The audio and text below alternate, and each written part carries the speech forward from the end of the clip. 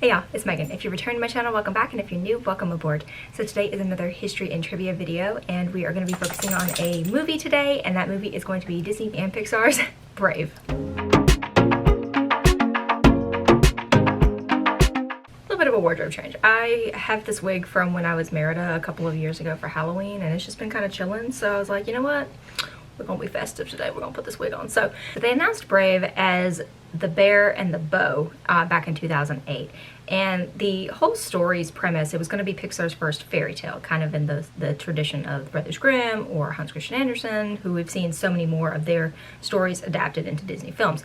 Well, this was Pixar's first time. So the original screenplay writer was Brenda Chapman, and she was writing the story based on kind of her own relationship with her daughter. It's a very familial mother-daughter kind of story, and it's always been that. The story hasn't changed that much from the initial idea through today, even though there was a little bit of a switch up in the production staff. So Brenda Chapman's working on it, and she's got Mark Andrews, who is helping her with like the Scottish themes and ideas and all of that kind of stuff to try to make it accurate to where they're theming it, and he was there as a consultant. So in 2010, this is 4 years into production. You know, they announced it in 2008, but they were working on it before then. So in 2010, she steps back away from the project. She's just, I don't know why she's done, but she steps away a little bit, and then Mark Andrews becomes the primary developer, the writer. He is finishing up the storyline.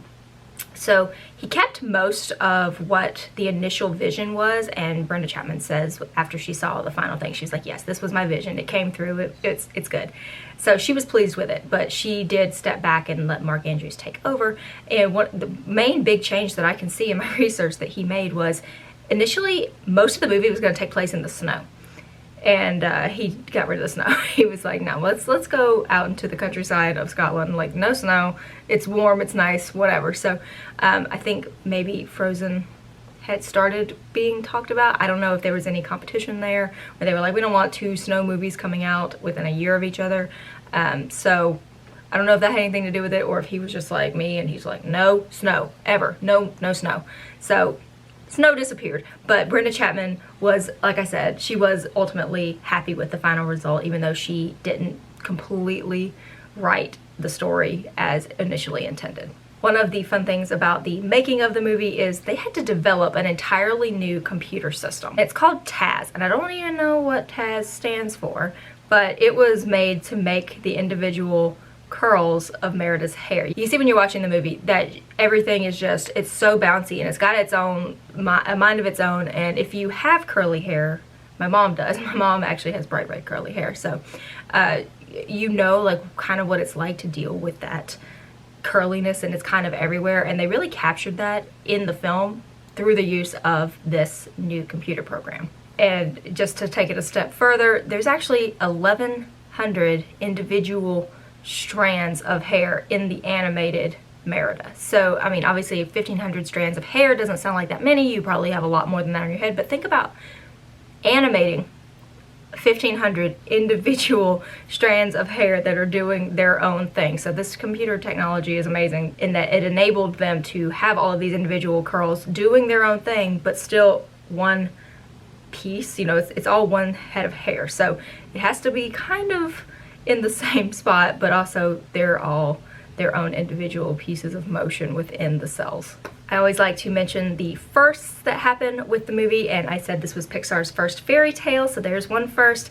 This is also the first female protagonist in a Pixar movie.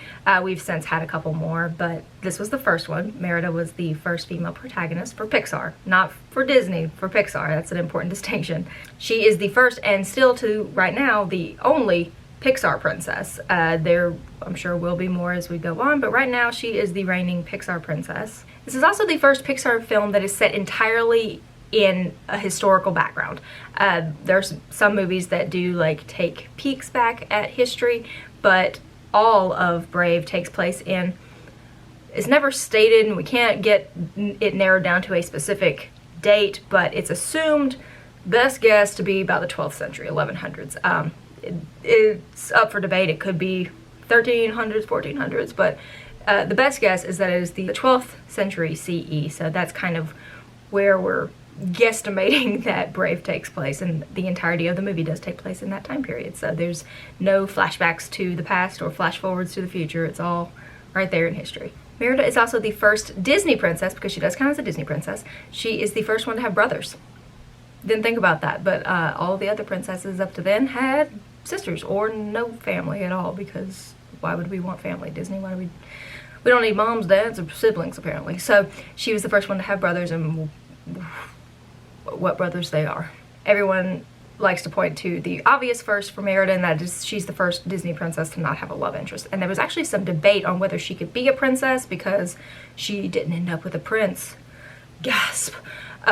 Like, her family is the royalty. Like, Queen Eleanor, your child is princess. Like, sorry, I don't need a man. I was born a princess, and I'm gonna stay a princess no matter who puts what on my hand. But anyway, she is the first princess to not have a love interest in her film. Some of the fun facts about the actors that are involved in the movie. Did you know that Reese Witherspoon was initially supposed to play Merida? She had scheduling conflicts, so that's when they brought in Kelly Macdonald, and Kelly is actually from Scotland, so it makes a little bit more sense than Reese Witherspoon, who is very much from the United States and does not have a natural Scottish accent. So I think it's nice that we are incorporating people who were actually born in the places that we are depicting the characters from. So because this is a Pixar movie, we know that our friend John Ratzenberger is going to be involved, and he plays Gordon the Guard, and it's like a blink and you'll miss him kind of character. Like, you don't know who it is, and you don't recognize John Ratzenberger's voice probably because he is using a Scottish accent like all the other characters. So John Ratzenberger, along with Frank Welker, who provided a lot of the animal sounds. I don't think he even had a speaking role, but he was some of the animal sounds. Those two were the only non-UK born actors. All the others were born somewhere within the United Kingdom. Hey y'all, Future Meaghan here. Sorry to interrupt, but I just realized that I forgot to tell you one of my favorite facts about the movie, and that is one of the character facts, the character actors. So Kevin McKidd, who you probably know as Owen Hunt from Grey's Anatomy, at least that's where I know him. He is actually in this movie, and he plays Lord MacGuffin, and Lord MacGuffin's son, who's the one that's like really hard to understand. You can't make out anything he's saying. And this is a fun fact because I didn't know that he was Scottish, and this is the first time that he's gotten to do an acting role where he's using his real accent. So that's actually what he sounds like when you see Lord MacGuffin talking. So I thought that was really fun, and I didn't want to leave that one out because it was my favorite, and somehow I completely skipped over it when I was going through my notes. So I'm like editing, and I was like, wait, I know I was talking about Owen Hunt in here somewhere. Never did it. So back to the rest of the history trivia. Moving on to the trivia section, I love the fun facts about Disney movies. We know that that is my favorite thing. One that I found most touching and interesting was there is a clan, one of the clans that come to the games is Clan Macintosh, and the Macintosh, you know, that's a Scottish name. It doesn't seem that out of the ordinary to have Macintosh as one of the clans, but there could be more reason for that being one of the names than just it's a traditional name. Macintosh is a type of apple. Work with me here. We're gonna make a jump. Macintosh is a type of apple, and as you watch the movie, Merida keeps picking up apples and just taking one bite. Does it look familiar?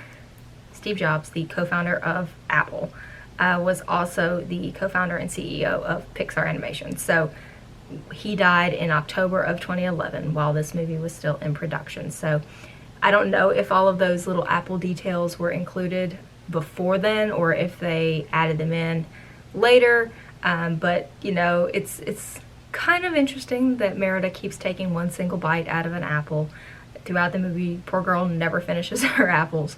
So there are those little apple Macintosh touches throughout the movie, and then at the end there is a very sweet dedication to the partner, mentor, and friend Steve Jobs from the Pixar team, and they dedicated the movie to him. So that's a really sweet thing, and kind of touching when you think about how young he was and how much he was able to impact them, and he's one of the reasons why we have Pixar. So it's pretty cool if they were able to incorporate those details just for him, that they were able to do that. The bear in Brave, which is one of the main characters, even though he doesn't talk because he's a bear, his name is Mordu, and I'm sorry, speaking Scottish or Gaelic with a southern accent, I probably am butchering all of the pronunciations, but the character of the bear, that the Gaelic spelling, which is right here, that's the Gaelic spelling of it, and it translates to large black one.